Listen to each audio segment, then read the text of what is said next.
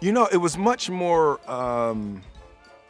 terrifying, right? You know, Robin Williams just did an absolutely brilliant, memorable, nostalgic job in this film. So for me, when I'm looking at a role, and especially something that has historical nostalgic value to it, I'm asking myself, is there any meat left on the bone? What is it that I would add to the role?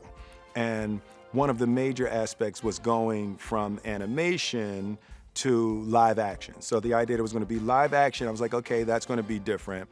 The idea of being able to modernize, to be able to pay homage to the original character and to be able to honor Robin while at the same time giving a new voice to modernize the genie. I saw that there was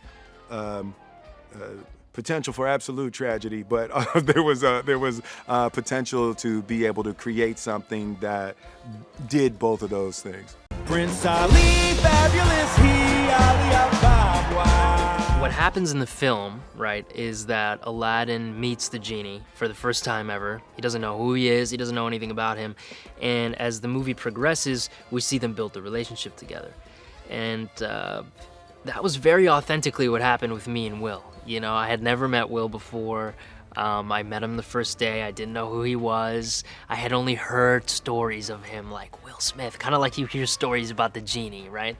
Aladdin's probably heard stories about like the Cave of Wonders and the genie. And that was a lot like Will, you know? I watched this man growing up, this incredible actor, and I'd never met him before. And, you know, as we got closer in real life, so did Aladdin and Genie in the film. So it was very interesting. I don't think anyone, you know, planned for it to happen that way, but that's just the way it happened. And Aladdin rubs the lamp. So the genie's first impression of Aladdin is, oh, it's clearly not you. You know, he looks at Aladdin. Aladdin really isn't impressive enough to have found the lamp and rubbed the lamp. So he's like, where, you know, he wants to know, where's your boss? Where's the, you know, who's really in charge? And Aladdin makes it clear, no, it's just me. I'm the one that's in here. I'm the only one that's here. So I guess the first impression the genie has of Aladdin is thoroughly unimpressed. I'm in charge, okay? I say when it's time. Don't. Now the right moment? Really? That's cheating. Yeah, so one of the things that we're trying to do in this film, like I said, is add layers to the story. And with that comes Jasmine's character. And we're really trying to be appropriate to the times that we live in. And Jasmine in this film is a very strong, empowered woman. And what Naomi Scott is able to do, who plays Jasmine, she's able to bring that sense of stability and groundedness and empowerment to this character. And Jasmine's desire in this film is to return Agrabah to the place that it used to be.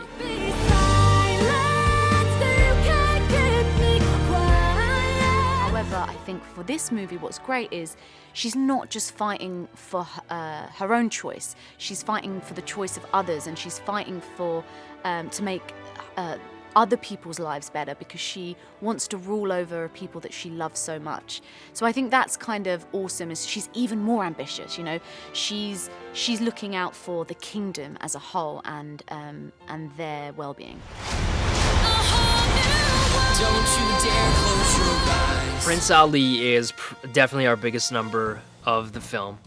There's a lot of performers in that number, and it was amazing, man. It was like, you know, unlike anything I've ever seen, and even people who have been in this business 20, 30 years, you know, said that it was unlike anything they've ever seen. There was like 300 background performers, and there was acrobats and jugglers and all sorts of very, very skilled people, camel riders and camels and horses and carriages and this huge float that I was up on. So I looked like a little bleep on top of this huge float. So it was really, really incredible to see and witness. And, you know, Will did such a great job of leading that parade as the genie.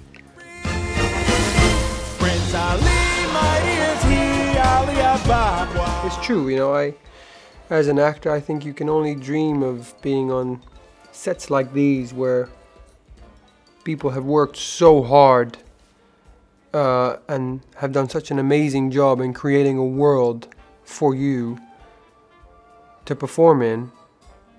And, you know, it feels like you're being backed up by a very gigantic wave.